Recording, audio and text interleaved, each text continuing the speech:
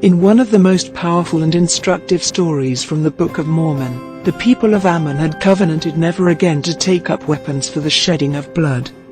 But when they saw the danger, and the many afflictions, which the Nephites bore for them, they were moved with compassion and were desirous to take up arms in the defense of their country. Helaman and his brethren persuaded them to honor their covenant with the Lord. The scriptural account doesn't tell us who first pointed out that their sons had not made the same covenant their parents had made.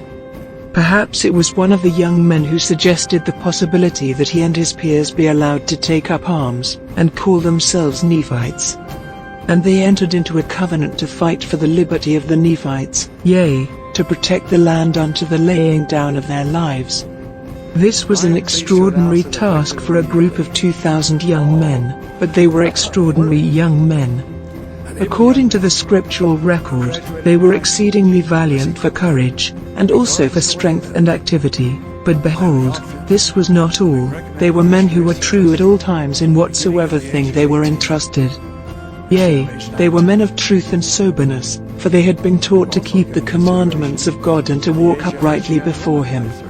The rest of the story tells how these young men fought valiantly against the much older and much more experienced Lamanite army. According to their leader, Helaman, they fought as if with the strength of God, and with such mighty power did they fall upon the Lamanites, that they did frighten them, and for this cause did the Lamanites deliver themselves up as prisoners of war. These inexperienced young men were so spiritually and physically prepared, and so powerful, that they frightened their foes into surrendering. Although all 2,000 of the young men were wounded in battle at one time or another, not one was killed. Again quoting Helaman, and we do justly ascribe it to the miraculous power of God, because of their exceeding faith in that which they had been taught to believe, that there was a just God, and whosoever did not doubt, that they should be preserved by His marvelous power. The battle is called the Miracle at Gap Yong. The heroic incident took place on May 26, 1951, in South Korea. A small battalion of 240 brave young soldiers from small-town southern Utah found themselves suddenly under attack by 4,000 Chinese and North Korean soldiers. It was a terrifying and completely unexpected attack. They were given the understanding that they were to provide artillery support to Allied soldiers positioned ahead at the North Korean enemy line. But there were critical miscommunications. There was no buffer between the Utah soldiers and the enemy. They were shocked and terrified to discover that they were being directly attacked, and drastically outnumbered. The battle is accurately described as a ferocious hand-to-hand battle fought in the early morning darkness. At dawn, Lieutenant Frank Daly and Captain Ray Cox led their Latter-day Saint battalion into battle. They courageously fought their way through the Gapyong Valley, destroying Chinese machine gun forts and inflicting hundreds of enemy casualties. "I just kept firing my .50 caliber machine gun until the barrel melted," said artillery soldier Elmo Robinson.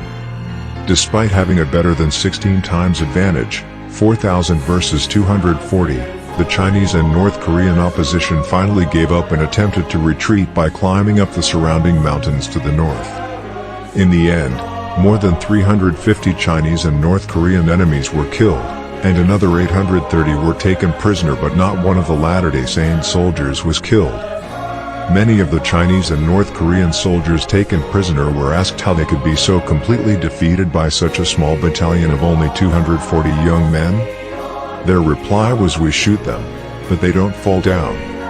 One of the many spiritual aspects of this valiant group's battle was that this 213th Battalion had been promised by the president of the St. George, Utah temple that they would return home safely if they lived true and faithful to their God.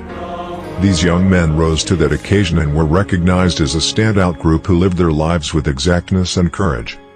Regarding that terrifying attack in 1951, Lieutenant Colonel Frank Daly later said on CBS Evening News, "For moments I supposed I was almost dazed, then instinctively my thoughts turned to God, and I knew that our safety was in the hands of our Maker.